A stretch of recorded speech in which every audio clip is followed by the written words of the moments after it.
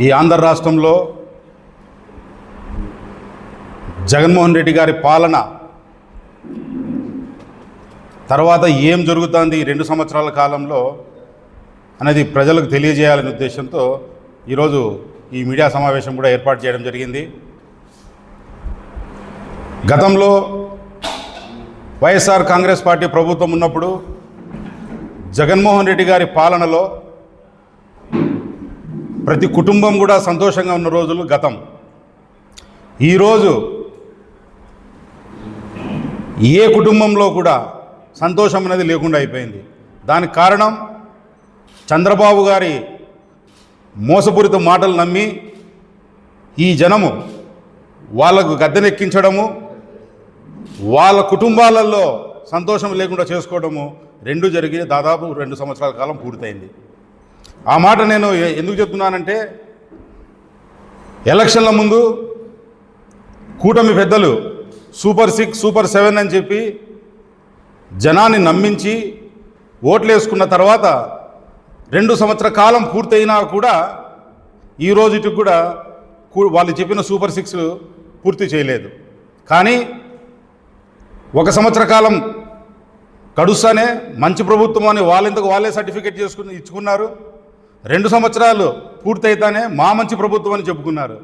చెప్పాల్సింది ప్రజలు, మీకు సర్టిఫికేట్ ఇవ్వాల్సింది ప్రజలు.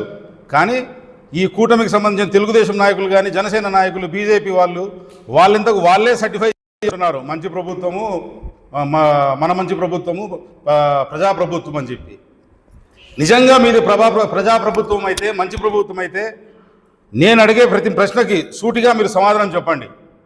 చంద్రబాబు నాయుడు గారు, లోకేష్ గారు గతంలో యువగలం అప్పుడు మీరు దాదాపు 30 లక్షల మందికి ఉద్యోగాలు కల్పిస్తామన్నారు. కానీ ఈరోజు మీరు మాట్లాడుతుండేది 20 లక్షల మందికి ఉద్యోగాలు కల్పించామన్నారు. 20 లక్షల మందికి ఉద్యోగాలు కల్పించినప్పుడు నిరుద్యోగ వృత్తిని ఎందుకు ఇవ్వడం లేదు చంద్రబాబు నాయుడు గారు? మీరు అన్ని లక్షల మంది ఉద్యోగాలు మీరు కల్పించినప్పుడు నిరుద్యోగ వృత్తి 3,000 ఎందుకు ఇవ్వడం లేదు? అదే నిజమైతే మీరు ఇవ్వచ్చు కదా. అదేవిధంగా ఆడబిడ్డ నిధి అన్నారు. ప్రతి ఆడపిల్లకి 19 సంవత్సరాల నుంచి 49 సంవత్సరాల మధ్యలో ఉండే ప్రతి ఆడపిల్లకి ఇంట్లో ఎంతమంది ఉంటే అంతమందికి 1,500 రూపాయలు చొప్పున ఇస్తామన్నారు. ఆ లెక్క ప్రకారము ఈ ఆంధ్ర రాష్ట్రంలో ఉండే ప్రతి మహిళకి, ప్రతి అమ్మాయికి 19 నుంచి 49 సంవత్సరాల లోపల ఉండే వాళ్ళకి 36,000 రూపాయలు మీరు ఈ రోజుకి బాకీ ఉన్నారు చంద్రబాబు నాయుడు గారు. ఇంకొక విషయం మీకు తెలియజేస్తున్నాను. 50 ఏళ్ళకే ఎస్సీ, ఎస్టీ, బీసీ మైనార్టీలకు పెన్షన్లు అన్నారు. ఈ 2 సంవత్సరాల కాలంలో మీరు ఒక్క పెన్షన్ అన్న ఇచ్చారా? మీకు పబ్లిసిటీ పీక్, పనిచేసేది వీక్, అలా అయిపోయింది మీ ప్రభుత్వం. ఆ మాట నేను ఎందుకంటున్నానంటే, గత 4 రోజుల కాలంగా మీరు ఎక్కడ చూసినా పబ్లిసిటీ చేసినారు. మీ మంత్రులు, మీ ఎమ్మెల్యేలు ఎక్కడికి వెళ్ళినా కూడా కొత్త పెన్షన్లు ఇచ్చేస్తున్నాం, లక్షల కొద్ది పెన్షన్లు ఇస్తున్నాము, జూన్ 12 అన్నారు. ఈరోజు జూన్ 17, జూన్ 18. ఈ కొత్త పెన్షన్లు ఇచ్చారా? ప్రతి క్షణము మీరు మోసం చేయడమే తప్ప ఈ ప్రజలకి చేసింది ఏది లేదని చెప్పి నేను చెప్పదలుచుకున్నాను. అదేవిధంగా గతంలో వైఎస్ జగన్మోహన్ రెడ్డి గారి ప్రభుత్వంలో ఆయన ఇచ్చే ప్రతి సంక్షేమ పథకానికి కూడా మీరు పేరు పెట్టారు. బటన్ నొక్కడం పెద్ద సమస్య ఏం కాదు, ఇంట్లో పండుకున్న ముసలమ్మ కూడా బటన్ నొక్కుతుందన్నారు. ఇదే ముసలైన బటన్ నొక్కేదానికి ఎందుకు ఆలోచిస్తున్నారో అర్థం కావడం లేదు. 75 సంవత్సరాలు పైబడిన చంద్రబాబు నాయుడు గారు బటన్ నొక్కేదానికి మీకేం సమస్య? కాపు నేస్తం ఎక్కడ? ఈబీసీ నేస్తం ఎక్కడ? రైతన్న పండించిన పంటలకు గిట్టుబాటు ధరలు లేవు, రైతులకు ఎరువులు లేవు. ప్రతి వర్గాన్ని మోసం చేసిన వ్యక్తి ఈ రాష్ట్రంలో ఎవరైనా ఉన్నారంటే చంద్రబాబు నాయుడు గారు, లోకేష్ గారు, పవన్ కళ్యాణ్ గారే. ఎలక్షన్ల ముందు మీరు చాలా మాట్లాడారు, కానీ ఈ రోజు కూడా ఒక్కటి కూడా మీరు ఫుల్ఫిల్ చేయకపోగా, మీరు అరాకొరగా ఇచ్చిన దీపం పథకంలో కూడా దాదాపు ఈ 2 సంవత్సరాల కాలంలో 1-2 సిలిండర్లకు మీరు డబ్బులు రీఎంబర్స్ చేసినారు తప్ప మీరు అప్ టు డేట్ మీరు లేదు. చెప్పడం చాలా ఈజీ, పాటించడంలో తెలుగుదేశం ప్రభుత్వం ఎప్పుడు విఫలమే. అదేవిధంగా ఆరోగ్యశ్రీని కూడా పూర్తిగా నిర్వీర్యం చేసేసినారు. ఫీజు రీఎంబర్స్, విద్యార్థులకు మోసం చేసినారు. ఏ వర్గాన్ని మీరు వదలలేదు, ఉద్యోగులను వదలలేదు. ఉద్యోగులకు డిఏలు అన్నారు, పిఆర్సీలు అన్నారు, వాళ్ళకి మోసం చేశారు. అదేవిధంగా డిఎస్సి, మెగా డిఎస్సి దగా డిఎస్సిగా మారింది.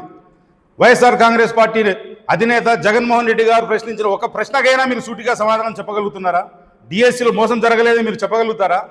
మెరిట్ లిస్టును పక్కన పెట్టి మీకు కావాల్సిన వాళ్ళకు ఉద్యోగాలు ఇచ్చింది వాస్తవం కాదా?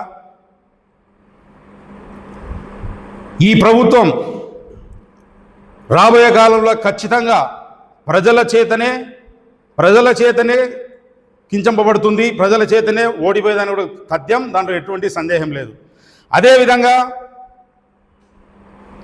ఒక మాట చెప్పదలుచుకున్నా, ఈ అనంతపురం నియోజకవర్గంలో